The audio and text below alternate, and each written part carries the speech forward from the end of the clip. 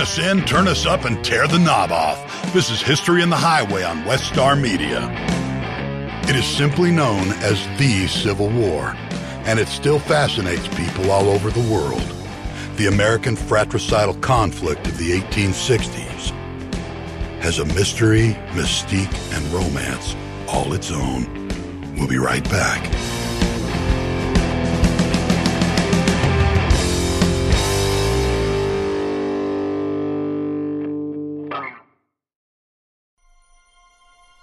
The American Civil War, it's also known as the War Between the States, the War of the Rebellion, the War of Southern Independence, and the War against Northern Aggression.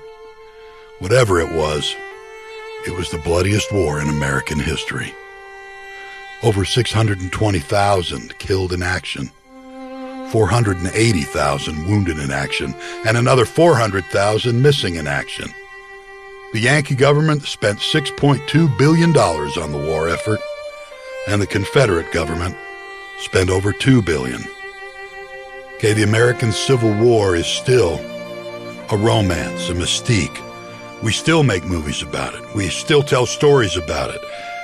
Every year there's literally tens of thousands of reenactors that go out to feel somehow more closely connected to the events of those 4 bloody years. But at the actual time of the Civil War, America was going through great changes. See, it was like Charles Dickens wrote The Best of Times, the Worst of Times, and Tale of Two Cities. The United States was experiencing great change. It was still a time of ladies and gentlemen, of the antebellum South, of flowing skirts and high manners. But it was also the time of the Industrial Revolution, of grease and smoke, of a communications network that had sped up the news cycle and made communication from one point in the nation to another almost instantaneous. Railroads now crisscrossed the land. And now there was big money, both in the North and the South. And there was competition between the Southern planters and Northern industrialists. It was a source of contention and friction. How far would it go? Much had changed. Much was still trying to be the same. And the way people saw warfare at the time was as a glorious endeavor, filled with romance and dashing daring, young men seeking their fortune and fame. One of the great poems of the 1850s, written by Alfred Lord Tennyson, entitled The Charge of the Light Brigade, told of the charge of a British light horse brigade during the Crimean War and the devastation that they suffered. And very few of those men made it back from that fateful charge. But Tennyson celebrates the charge with his final stanza, "When can their glory fade? Oh, the wild charge they made. All the world wondered. Honor the charge they made. Honor the Light Brigade. Noble 600. Between the dream of glory and the reality of destruction, there was a great difference. We're going to find out just what made that difference and why the American Civil War was the end of an era and the opening of another. When it comes to hiring, you don't have time to waste. You need help getting to your short list of qualified candidates fast. That's why you need Indeed.com. Post a job in minutes. Set up screener questions. Then zero in on qualified candidates using an intuitive online dashboard. And when you need to hire fast, accelerate your results with sponsored jobs. New users can try for free at Indeed.com/podcast. That's Indeed.com/podcast. Terms, conditions, and quality standards apply. It's a new world. It's a different world, much different than the one we'd known before. The art of war had not kept pace with the technology of war.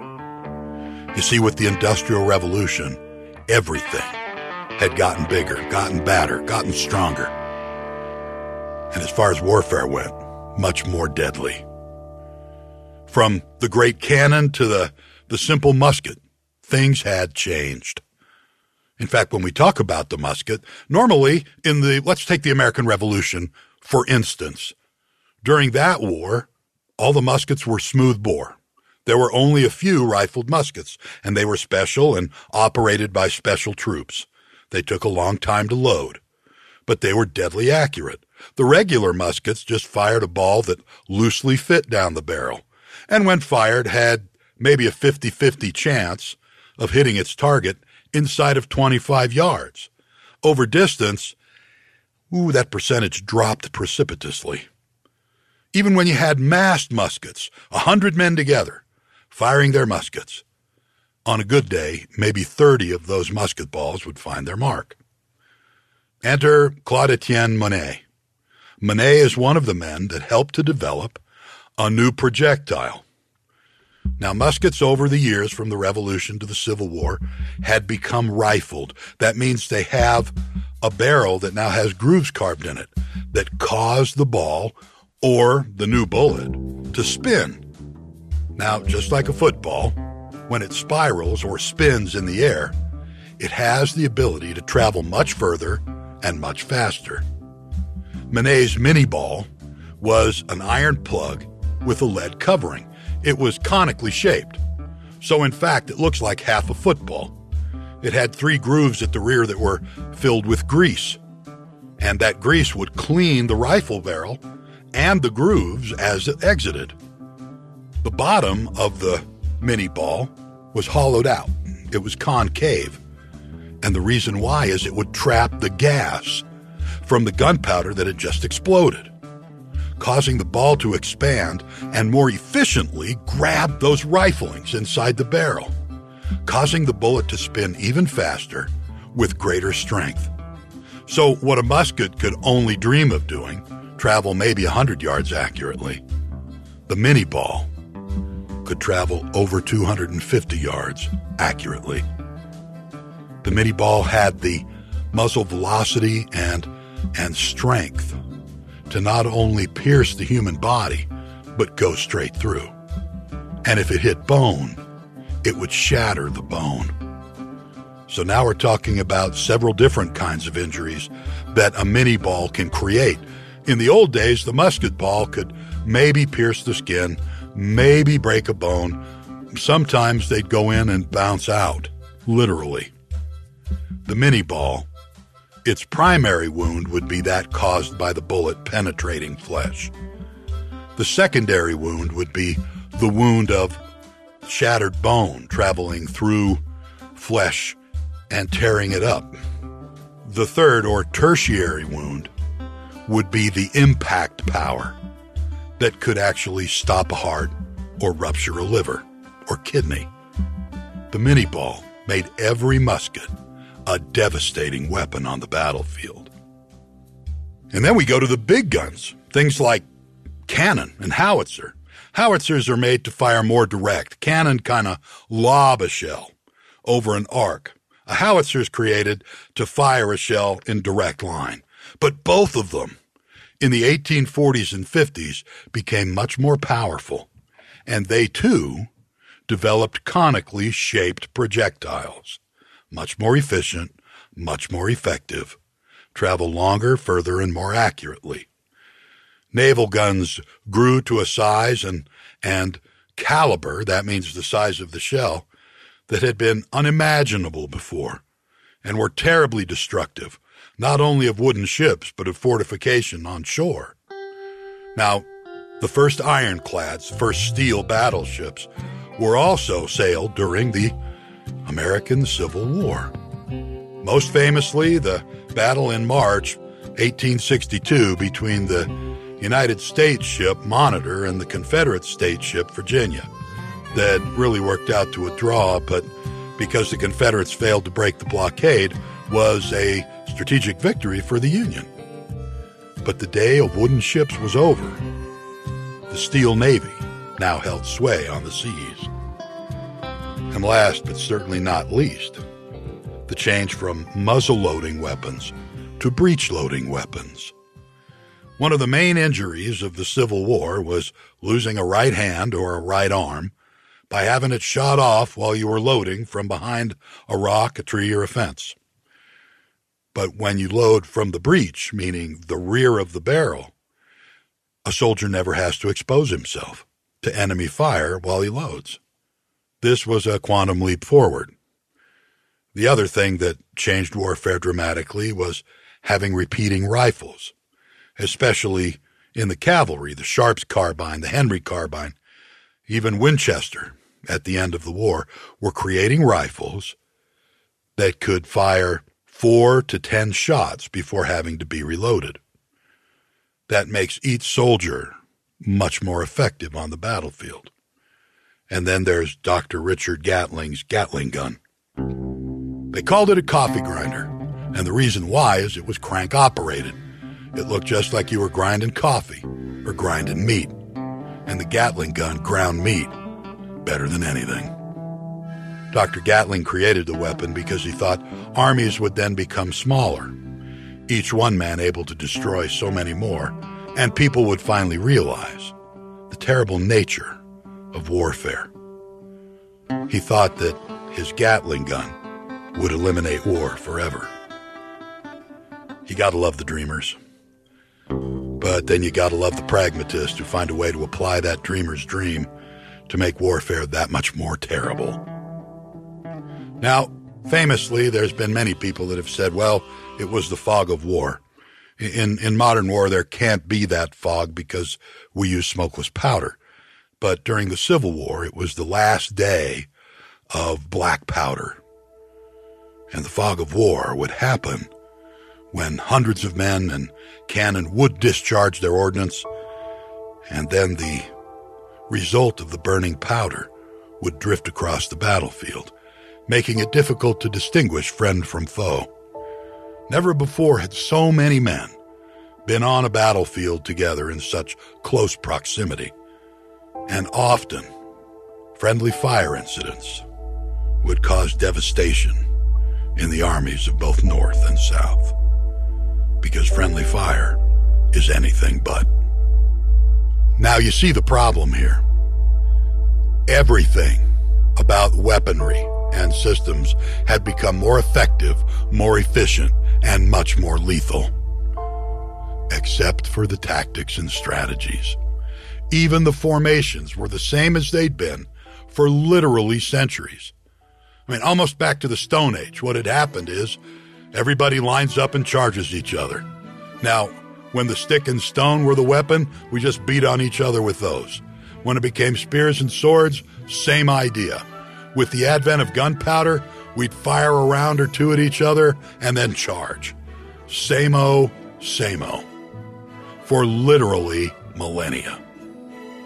With the advent of the mini-ball, everything had to change. With the advent of the new cannon, the repeating weapons, things needed to change. But they didn't. We still lined up in big groups of guys and charged each other. We're not even wearing any armor. The men during the Civil War were wearing woolen jackets and homespun. And that doesn't stop hot lead. The tactics of the day were based on the maxims of Napoleon. Mass times velocity equals impact. It's one of those physics equations. If you put enough guys moving quick enough at a certain point in the enemy line, you'll pop it open like a fat man's belt. You know, honestly, Napoleon had over 70 maxims of warfare, and they were all very good, and they were all very rarely followed. Most of the men that were officers during the American Civil War were not professional soldiers. They were politicians. They were the mayor, the town sheriff, the popular politician that might be running for Congress, who would organize his own battalion of volunteers, and with a quick reading of somebody's book on war, decide that he was a capable military leader, and it led to disaster, destruction, and death. Old tactics, new technology just didn't mix well, and it caused a lot of heartache on both sides of the war. Hey, so, new technology, old technology. I'm going to talk about some technology that can help you in your business. When it comes to hiring, you don't have time to waste. You need help getting to your short list of qualified candidates fast. That's why you need Indeed.com. Post a job in minutes, set up screener questions, then zero in on those qualified candidates using an intuitive online dashboard. And when you need to hire fast, accelerate your results with sponsored jobs. New users can try for free at Indeed.com/podcast. That's Indeed.com/podcast. Terms, conditions, and quality standards apply. And now back to the story. Now, to be fair, there were many officers on both sides that were qualified military leaders. They'd attended West Point or Annapolis or one of the military institutions like VMI, Virginia Military Institute, and they knew their business, and they knew it well. But they were few and far between. And honestly, the South had a disproportionate advantage in leadership. Let's talk about the truth of the champions for both North and South. We're going to select the two greatest leaders of both sides, and we're going to look at them. What were their strengths? What were their weaknesses? We're going to start with the challenger, General Robert E. Lee of Virginia. Now, Lee came from one of the finest families in Virginia. His father was Light Horse Harry Lee, Henry Lee III, actually.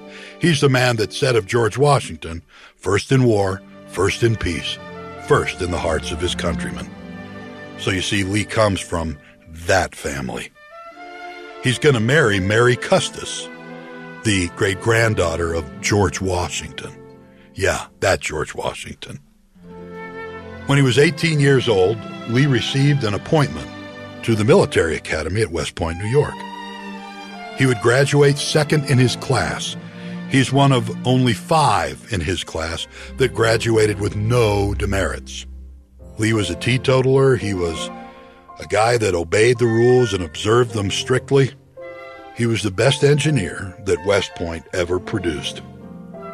For 17 years, Robert Lee was going around the nation, drawing the lines between the states like Ohio and Michigan, Illinois and Indiana, and shooting the elevations for railroad bridges across the Mississippi, and new coastal fortifications all along the Atlantic seaboard. Lee was invaluable to the defenses of America and was seen to be one of her finest soldiers. During the war with Mexico, Lee distinguished himself. He was an aide to Winfield Scott, the commander of all United States forces in that war. And Robert Lee would go out himself and lead the reconnaissance elements to find new and better ways to assault the Mexican enemy, oftentimes risking his life, but always finding a way to do it. When Lee came back from the war, he was decorated and brevetted, that means for courage, given the honorary appointment to colonel in the United States Army. Wasn't long before Lee finally got the combat command that he desired. It was for a cavalry unit in Texas. His orders were to protect the Texan settlers from attacks and raids by Comanches and Apaches. He was recalled when that problem happened with John Brown. You remember John Brown and his abolitionist group captured the federal arsenal at Harper's Ferry. It was Robert E. Lee, Jeb Stuart, and a group of Marines that captured John Brown and put an end to the insurrection. Lee then returned to Texas and was on hand for the secession of Texas. When the state decided to join the Confederacy, Lee and his command were surrendered to the state of Texas, and Lee promptly went home to Virginia. Lee opposed secession. He was a pro-Union man. He thought secession was outright rebellion and foolishness. During his time as an officer in the United States Army, he remained apolitical. That's kind of a standing order in the military, that you don't take sides, at least not while you're on active duty. Finally, Abraham Lincoln in April of 1861 came to General Lee, or to Colonel Lee at the time, and offered him command of the fighting forces of the United States Army. Lee said he had to think about it, that it would be hard for him to lead troops against possibly his own state. He had hoped that his state would not secede, but when Virginia did, Lee said, "I cannot raise my sword against my family or my home." And he resigned his commission in the United States Army and was soon appointed as the general in charge of all forces for the state of Virginia. Robert E. Lee, with a broken heart, became a Confederate.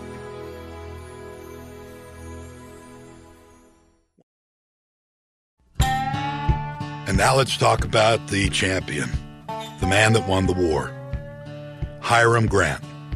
Because of a clerical error, he's known in military history as Ulysses S., but his friends just called him Sam. Ulysses Grant's father was a blacksmith. He was just another guy from Ohio. When he was 16, his father, who didn't like him being home so much, got him an appointment to West Point. Grant really didn't care for all the academia. He loved the soldiering part of the opportunity. He graduated 24th of 39 cadets in his class. Grant did great in battle. He was a soldier's soldier. He was decorated several times during the Mexican-American War, where he met and worked with General Lee. He admired Robert Lee greatly. The two men were very different, but had somewhat of a friendship. And then peace broke out. Sam Grant was unhappy in the peacetime army. He almost drank himself straight out of the service. When given the chance to retire, he took it. He would spend the years from 1852 to 1860 trying his hand at various jobs as a shopkeeper, as a leather worker, as a farmer. Nothing seemed to work. But that's because Hiram Grant was born to be a soldier. When the Civil War broke out, U.S. Grant returned to service. He was one of the first to volunteer, and he became the colonel of the 21st Illinois Volunteer Infantry, and it wasn't long for his fame to spread. Grant was a soldier's soldier in every respect. He never wore a fancy officer's uniform. Normally, he wore a private's trousers and jacket with a plaid shirt underneath. You could find old Sam Grant stomping the front lines, chewing on a cigar, directing from the front, leading from where a real officer leads. Grant went from victory to victory. He soon got his nickname Unconditional Surrender Grant because when he surrounded the forts on the Tennessee River, the only terms he'd give were unconditional surrender. Grant seemed to be a genius with the butcher knife and hammer. He almost lost the Battle of Shiloh, but with some reinforcements was able to save the day. And winning the siege at Vicksburg on July the 4th, 1863, was an act of pure genius. In 1864, Grant was named the commander of the Army of the Potomac. Lincoln was going to put his best hope, Ulysses Sam Grant, up against the South's best general, Robert E. Lee. Grant would fight the Wilderness Campaign, Spotsylvania, and Cold Harbor, losing almost half of his force, but having the ability to become reinforced. Grant had actually switched the tables on Robert Lee. It was never Grant's idea to capture Richmond. It was Grant's entire strategy, simply to destroy the Army of Northern Virginia. Grant's idea of modern war was simply this: if the hammer don't work, get a bigger hammer. And for a solid year, Ulysses Grant hammered away at the finest army the South had to offer. And in April of 1865, it was Ulysses Sam Grant that accepted the surrender of Southern arms at Appomattox Courthouse. The winds of change had swept across not only the United States, but the entire world. The days of chivalry on the battlefield were passing. Robert Lee was the last vestige of that old mentality, and Ulysses Grant was the father of a whole new philosophy: modern war, total war. Grant found a way to use the new technology to punish his enemy. The time from Ulysses Grant and to the 20th century. Even more devastating technology was developed. TNT was developed by Alfred Nobel, the guy that's the father of the Nobel Prize. He too, like Dr. Gatling, believed that his invention would make warfare unthinkable. Maxim and Vickers made machine guns that were even more efficient at killing than Gatling's gun. There were even greater advances in artillery, and the advent of smokeless powder and brass cartridges made the infantryman vastly more lethal. One of the saddest things about the American Civil War is that at every major battle, every nation that fought in World War I had observers. They could see for themselves the futility of the frontal assault into massed infantry and massed artillery, the carnage that came from the woolen jacket being the only protection against hot lead. The Franco-Prussian War of 1871, the Spanish-American War, the Boer War, and World War I all bear grim testimony to the fact that the world's tactics and strategies had failed to keep pace with the march of technology. We'll see you next time. Thanks for tuning in to History in the Highway on West Star Media. And if you love American history, check out my book on Amazon. It's Renegades and Rebels, True Stories of the Firebrands and Philosophers of American Independence. I'm Stan Ellsworth. We'll see you further on down the road.